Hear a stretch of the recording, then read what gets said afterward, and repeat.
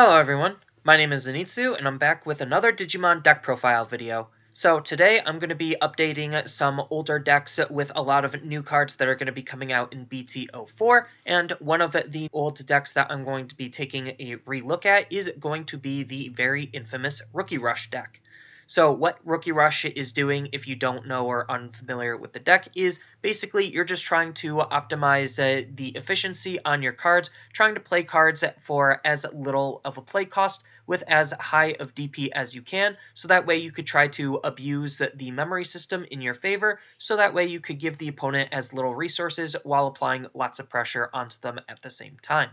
So Rookie Rush really didn't get a whole lot of new tools, but it did get enough that really are good for the deck and definitely can help spice and change up the deck, all depending on how you want to play it. So right now this is just the blue-green version. There are multiple other color variations and ways to play Rookie Rush, so just keep that in mind, but this I'm going to be talking about the blue-green version. So as far as the deck goes, starting with the Digitama, still going to be running 4 copies of Upamon just because it's the best draw engine we currently have, where if the opponent has a Digimon with no Digivolution sources in it, then we get to draw 1 card. So drawing is still really good, and especially since we're going to be hard playing things quite often, we always want to make sure that we have some way to draw cards, so that way we still can be in the game, because otherwise without it, we'll just run out of gas and steam and fizzle out if we're unable to close out the game quick enough. Next, on to the rookies, I'm going to be running 4 copies of Elecmon. So Elecmon is still just that value-efficient vanilla card where, you know the drill, low play cost, low evo cost, decent DP, means he's just a very efficient card to be running. Next, I'm going to be running 4 copies of Gabumon. So even though the DP isn't super high on Gabumon, that's not the primary reason why we're playing it. We're playing him mostly because he has a really decent on-play ability where we get to draw a card. So, like I said before, the deck doesn't necessarily have a whole lot of card draw just because we're looking to hard play things more often than Digivolve, and Gabumon is really good because when we do play him, then he rewards us by drawing a card, and that's just, again, pretty decent. Next, I'm going to be running 4 copies of Veemon. So Veemon, even though his DP, again, isn't super high, it's just we really want to utilize the fact that he natively has jamming, so he's just one of the best early game aggro cards that we currently have access to, just because he could start breaking the opponent's security and living through a lot of the security checks, so that way he could apply continuous pressure onto the opponent. Next, I'm going to be running 2 copies of Penguinmon. So Penguinmon is really only in here just because he has 5,000 DP, so that way it's a little bit harder for the opponent to deal with a rookie that has 5,000 DP, and it's not like hard playing him for 3 is that bad either, and sometimes if the opponent just gives you a whole bunch of memory, digivolving him for 1 isn't that bad either. Ordinarily you don't want to digivolve him and you want to hard play him more often than not, but he still has some pretty interesting usability in the deck overall, and that's why we really want to run him. Next up, I'm running 2 copies of Strabimon. So Strabimon is one of the big new additions to the deck because he's doing something very similar to Gabumon. He is a rookie with an on-play ability, and he allows us to check the top 3 cards of our deck and add 1 hybrid Digimon among them, and or 1 blue tamer among them into our hand, and then the rest go onto the bottom. So even though he's not as consistently adding cards into our hand as Gabumon, the fact that he still is a rookie that we could utilize his ability to add potentially up to 2 cards into our hand is still very, very good, and we definitely really like the fact that he could potentially do that while still being a decent rookie to play. Next, I'm going to be running 4 copies of Aruraumon. So Aruraumon is still a pretty decent Digimon just because she has a really low play cost and really high DP. We're never going to be digivolving into her because we're not running any green Digitama, but the fact that we have a 5,000 DP body on a low play cost means that it's just a very powerful card to be running overall. Next, I'm going to be running 4 copies of Leolmon. So Leolmon is basically doing the exact same thing as Aruraumon because it has the exact same stats, and we really like these types of stats just because it's a very aggressive stat line, so that way we just have a cheap way to hard play Digimon that are 5,000 DP. So that just makes Leolmon a really decent Digimon to be running.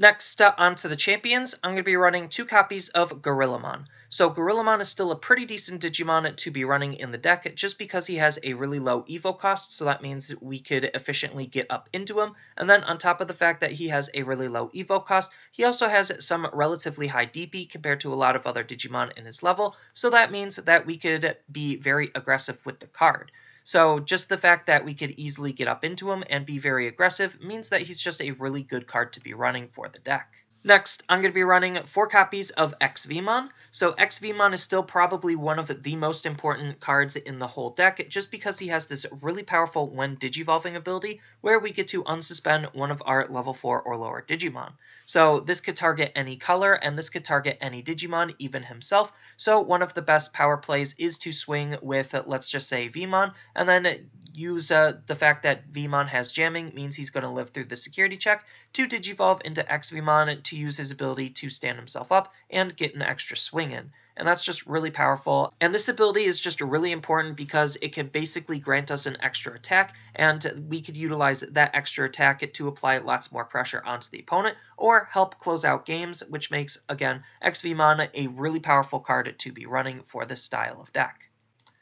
Next up, I'm going to be running 4 copies of Lobomon. So Lobomon is another big addition into the deck just because of how powerful this card can be. So what this card is doing is he has a really unique ability where we could Digivolve him from our hand onto a blue tamer as though that blue tamer was a level 3 Digimon. So this is really good because the only blue tamer that we're going to be running has an on-play effect, and once that on-play effect is done, then we're not really gaining any additional value off of having our tamer on the field outside of his memory fixing ability. So just being able to utilize our extra Davises to apply some additional pressure is still very, very powerful, just because it could catch the opponent off guard, and he can definitely take games, just because he's basically the equivalent of playing a level 4 for 2 that also is drawing us a card because we're technically Digivolving, and that's still just pretty decent and pretty aggressive, on top of the fact that he also is a hybrid, so we are running a little bit of hybrid synergy for Strabimon, making him just a very fantastic card for the deck.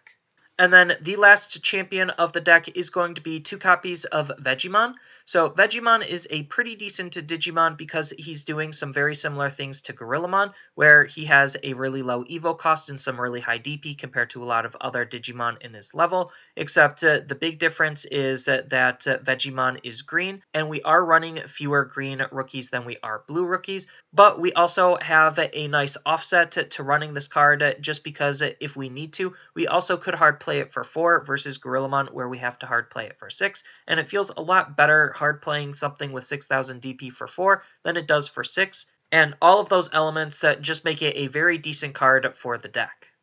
Next, I'm going to be running 4 copies of Puppetmon as the sole mega of the deck, and we're running him just because he has this very powerful on-play ability, which is allowing us to suspend one of the opponent's Digimon, and then during the opponent's next unsuspend phase, none of their Digimon can unsuspend. So this is just really powerful because it's essentially stun locking the opponent from utilizing their suspended Digimon on top of him already resting a Digimon down. So usually when you're trying to play Puppetmon, you're either stalling to buy yourself some extra time to stop the opponent's aggression, or you're using it in a more offensive way to just try to line up a really powerful next turn, just because he also has a really good when attacking ability where you get to gain 1 memory, and gaining that 1 memory can definitely help extend some of your plays, making a lot of your plays that much more powerful and that much more dangerous for the opponent. So even though we do have to hard play him, we don't feel bad just because of how powerful his on-play ability is. The only downside to the card is the fact that we are giving the opponent a lot of memory to potentially respond,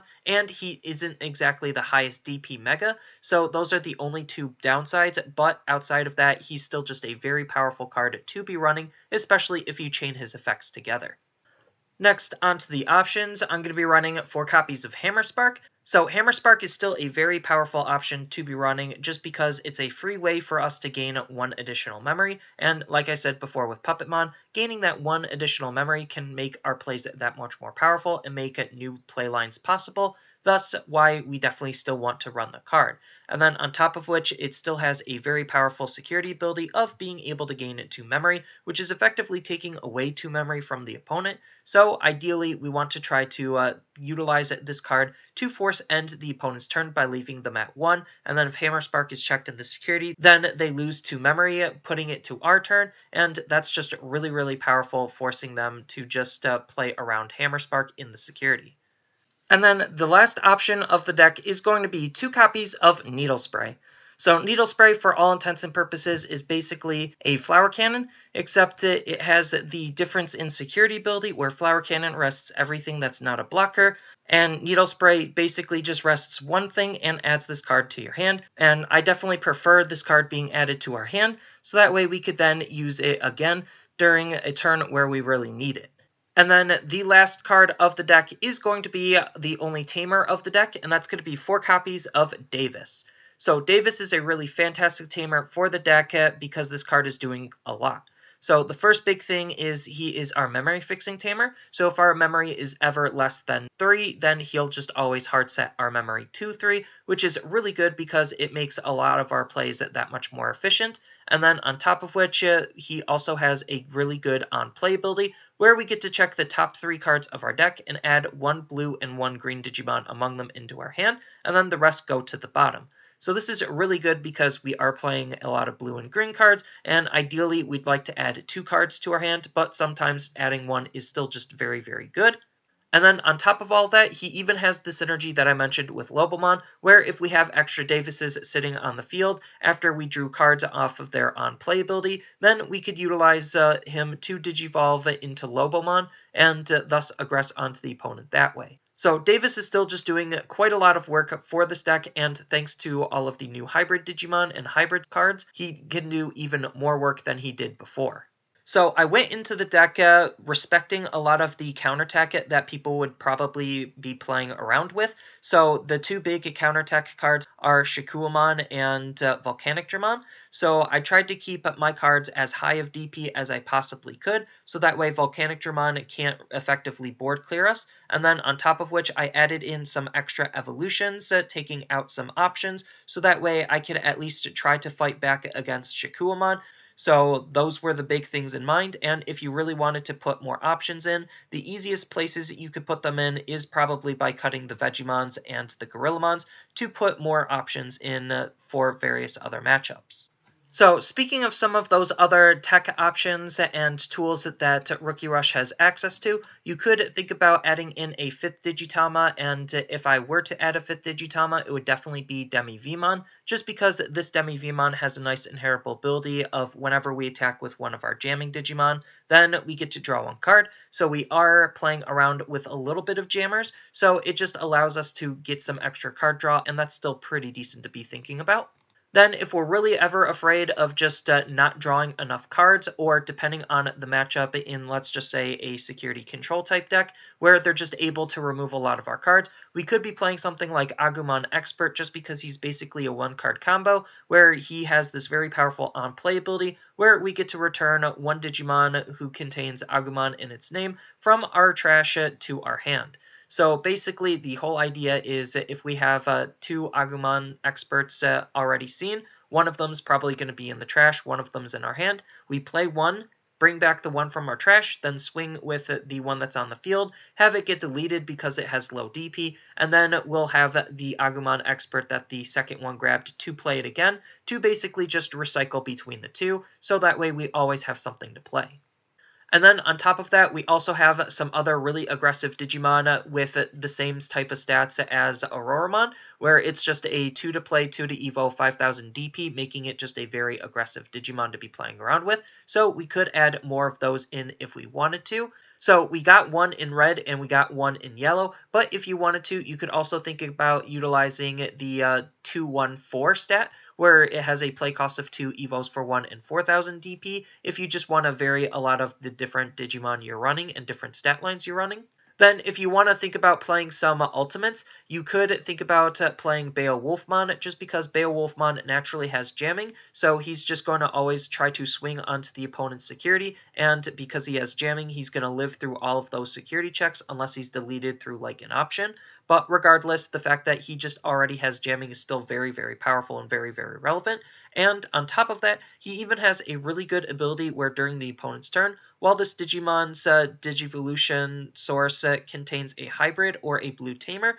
then this card can't be attacked. So not only is he just really good at attacking onto the opponent, his other ability makes it so that the opponent can't even attack back, meaning that they need an ability to remove Beowulfmon, and that could just be pretty oppressive just because they might not have access to that ability. And then if you also want to think about playing another card with jamming, you could also think about running Dinobeemon, just because Dinobeemon can Digivolve off of blue or green. So depending on how you build the deck, you could utilize the fact that he could Digivolve off of either. But the fact that he is another level 5 that has jamming is also still just really, really good, because jamming is just really aggressive of an ability, allowing our Digimon to survive the security checks. And on top of that, he even has the piercing ability, so that way if we wanted to, we could swing into the opponent's breasted Digimon if Dinobeemon is able to kill it and live, and he'll just deal security damage that way as well. And then we have basically all of the old tech that we could have been utilizing with Rookie Rush. So if you wanted to, you could still run We Have to Stop Fighting, just because the pseudo jamming on all of our cards is still very, very powerful in case we build a go wide strategy or are able to go wide. And then on top of that, it has the nice security of being able to add itself back to our hand, so that way we could still figure out when and how we want to utilize this card. Then we also have Flower Cannon, so if you don't feel like Needle Spray is quite doing it for you, you could just go back to the tried and true Flower Cannon, just because the cost and main ability are basically the same. But like I said, the security is a little bit different, where this card gets to suspend all of the opponent's Digimon without blocker, where Needle Spray only suspends one but adds itself back to the hand. So you have the different tech available depending on what you value more. Then you also have Positron Laser that you could also think about playing, just because Positron Laser is an absolutely insane card, being able to basically stun 2 of the opponent's Digimon from attacking or blocking until the opponent's next turn is very, very powerful. And then if we have a blue Digimon in play, being able to bounce a suspended Digimon is also just a really powerful ability to have to deal with a whole bunch of threats we normally can't. And then on top of that, it even has a security ability, which is basically mirroring the main ability, except obviously if it's being triggered on the opponent's turn, they're not going to be able to block, so they just cut that blocker clause off of it.